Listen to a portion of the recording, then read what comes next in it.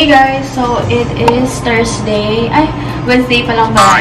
Day 3 namin ngayon and we woke up around 9 AM tapos nag-breakfast lang kami. Mag-work muna ako mga hanggang 12 kasi 11:26 pa lang. Hanggang 12 para lumabas kami. Ito yung mga isushoot natin. Today, dinala ko siya. Ito yung hinahanap kong bulak nung first day pa. Grabe, ko lang siya nakita. Hindi ako nakakapag-skincare kasi feeling ko kapag hindi ako nag-toner, hindi kompleto yung skincare ko. Lovito and ito, ano ba to? Sa Shopee ko lang ito nabili guys eh.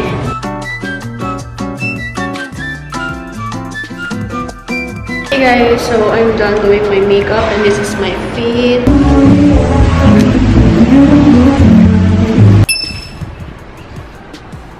May mga cocktails din pala sila dito, but in-order namin is yung coffee nila and let's see kung okay yung coffee. Tingnan natin mamaya yung taas kung ano yung itsura. Mukhang okay din dun. 119. Tanghaling tapat pa lang. Feeling ko dito yung more on coffee, ganyan nila. Ayan siya. Tapos dito sa taas yung parang mga food.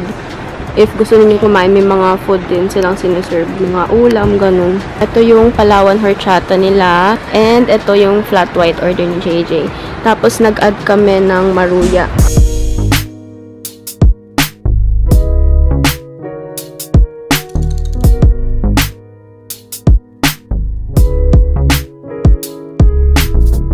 Hi guys! So medyo maaga pa for happy hour. Kasi ano pa lang, 2:42.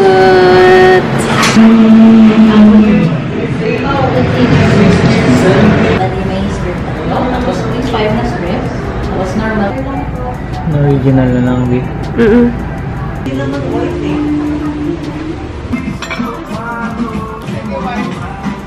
So guys, we are here sa Muchos. Ano na, 4:30, 4:25. And mag-happy hour na naman kami. After namin dito, maghanap pa kami isang happy hour bago kami mag-dinner.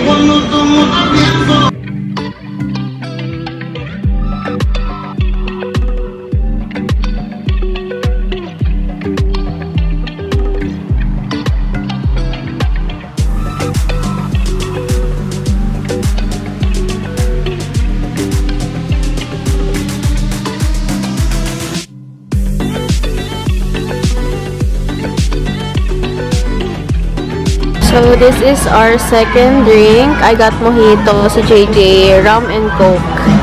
Tapos, pababa na siya.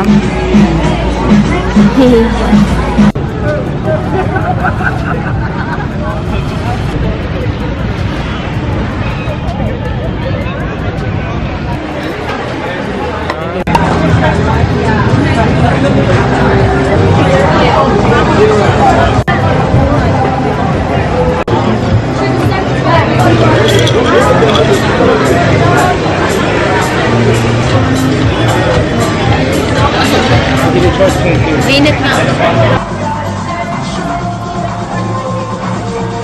So guys, you are home na and it's already 12:30 and nag-order kasi si JJ din ng Dokito. Ayan, nagutom siya. So ito yung akin. Every night nagsaserve sila ng good night treats nila dito. Kaya super sulit dito if dito kayo magbubuk. Ube pinatigas.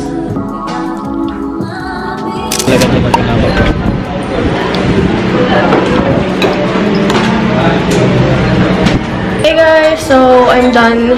Nag-shower ako and ayan, ito yung outfit natin today. Dalawa yung ganito ko kasi. Yung isa color yellow. Ito namin ngayon sa coffee shop sa may Bulabog Beach. So medyo malayo siya dito. Nag-nail cuticle din pala ako. Ito.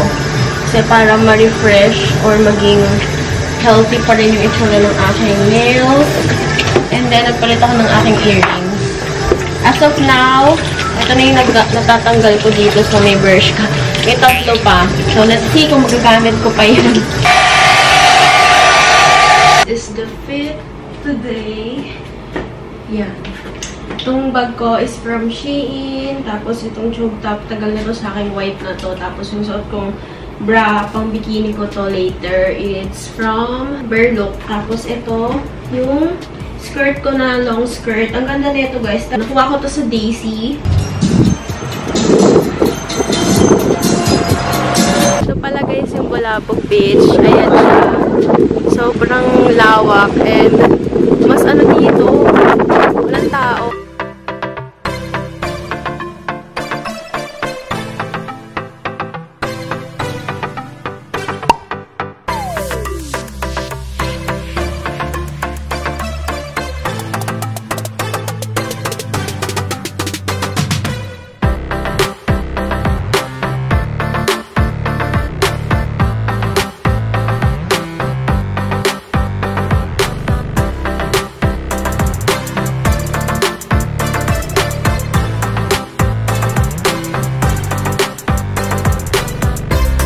We're back again sa hotel. And yan, nagpa-clean kami ng room, guys. And everyday yan. Sobrang, bango.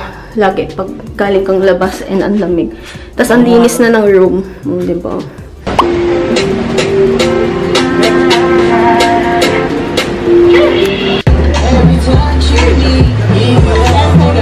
We ordered another mojito, guys, kasi happy hour nila. So, mas nakakatipid. Yung isa mo is parang equivalent ng 2 glass. So, ayan.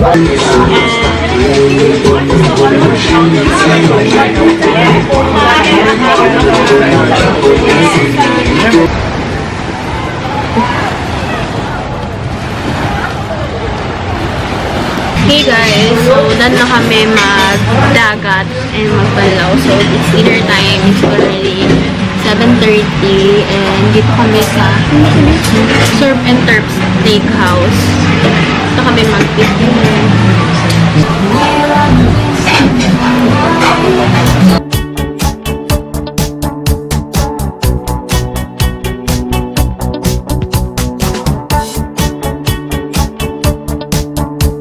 So guys, papamassage tayo. Here, kaya ate. Ito pala yung secretary. Tapos lang namin magpamassage. And, masaya. Nawala ang lamig sa katawan namin. May french fries na. Dito pa may french fries na.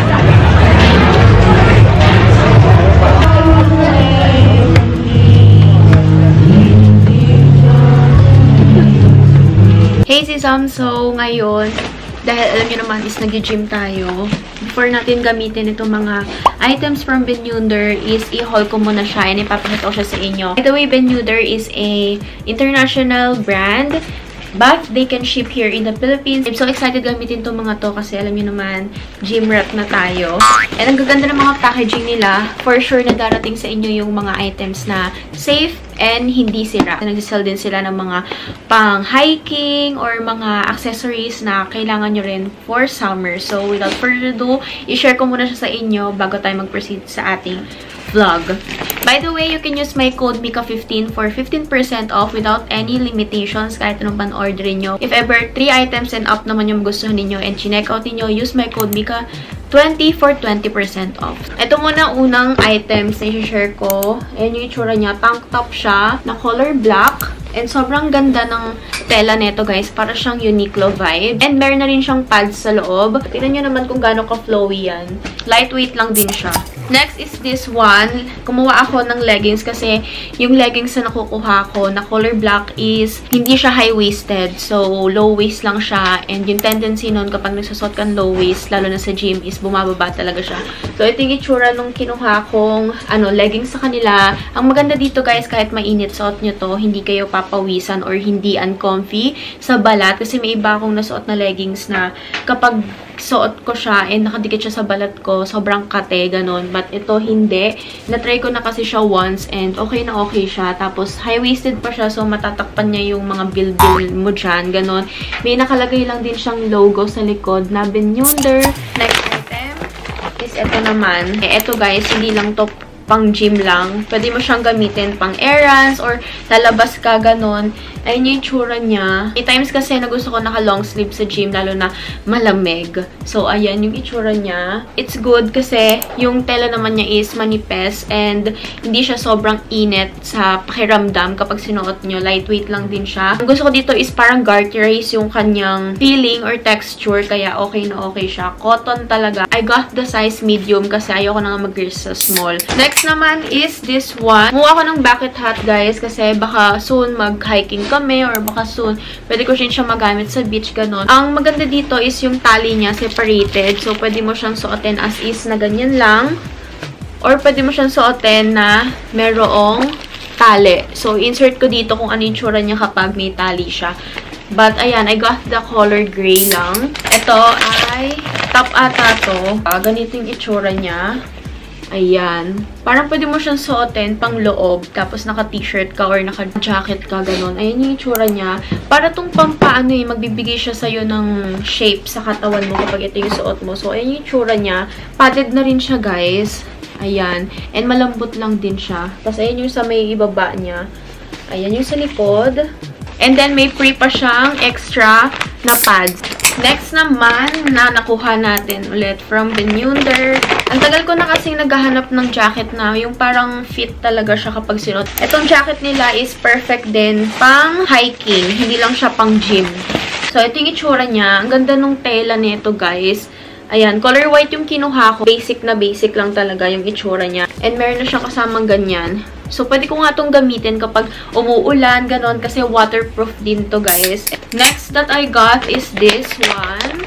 Kumuha ako ng cycling. I got the color gray para basic lang din. Ayan yung sa likuran. And high waist pala to, guys. Sobrang battery yung feels niya, yung texture niya. And sobrang cotton talaga. Hindi siya mainit sa balat. Maganda to, guys, kasi hindi ka nagkakaroon ng camel toe kasi yung wala siyang hati dyan sa harap. This one naman, yung i-share ko. Dami ko nakikita nagsusot neto sa gym. Yung kinuha ko, I got the size medium. Siguro dapat small yung kinuha ko dito. But, ayun, okay na yan. Pero rin ko rin siya kasing gamitin pang alis-alis, guys. At alam nyo naman na sobrang hilig ko sa black na pants. Sobrang baggy niya. Tapos ito siya sa may likuran. Sobrang cute kasi meron siyang pockets. For sure, susuotin ko to. Hindi lang pang gym. Pang errands din. Tapos meron pa siyang dikit na logo dyan sa may gilid. And then, second to the last naman, guys, this one is top. Ang ganda ng color niya, guys. As in, ayun yung itsura niya. Ang maganda dito is adjustable pa siya. Ganda yung tela niya. Parang Uniqlo vibes talaga, as in. Tapos, ito yung pads niya. Ayan, hindi siya yung pads na, low quality. So, ayun yung itsura niya. And ito siya sa may likuran. Ganda ng color talaga nito. The last one, kumuha ko ng ganito. Ang cute nito, guys. Wala lang. Kasi feeling ko magagamit ko siya kapag nag-run. Ganun. Kasi kala mo talaga mag-run. But malay nyo soon mag-run tayo. Para siyang electric fan. Pero yung electric fan na to, hindi siya handy or hindi siya yung malaki. Sobrang small lang niya. Kaya perfect pang travel or pang hiking. Or kaya sa mga nagbabike or sa mga nag-run, naiinitan, ganun. Kaya electric fan kayo, isasabit nyo lang siya. Para siyang headset. Ganun yung vibe niya. Ganyan siya. I got the color black. Black-gray ata to. So, ang cute, diba? Kasi gaganyan nyo lang siya. Isasabit nyo lang siyang ganyan. Ang lakas ng hangin niya, in fairness naman sa kanya, kahit small. Press nyo lang yan para mag-on. Ayan. Hindi naman siya nakaka-bother kung mag-run kayo kasi nakasabit siya dyan sa may leeg ninyo. So, hindi siya mauhulog or uncomfy, ganyan. Ang ganda. Uy, perfect to pang hiking, guys, ha? Lalo na kapag feeling ninyo ang init-init.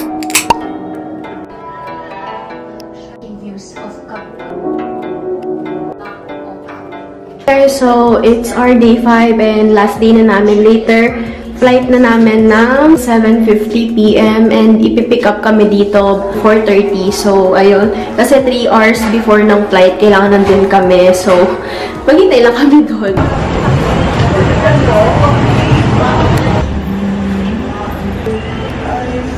Sobrang init sa labas, guys. And, yan, sa may aircon kami. Nature ng coffee shop. French macaroon. Tapos, sa akin yung ice white. KJG ice latte.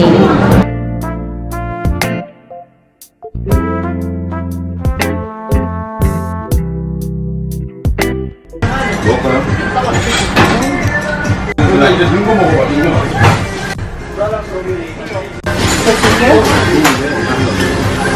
me, ma'am. Can I move?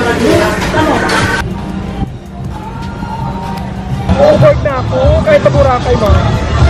So, update. Delayed yung flight namin ng 2 hours. So, ayan. Nag-t-shirt pa ako ng double kasi ang lamig. And si JJ.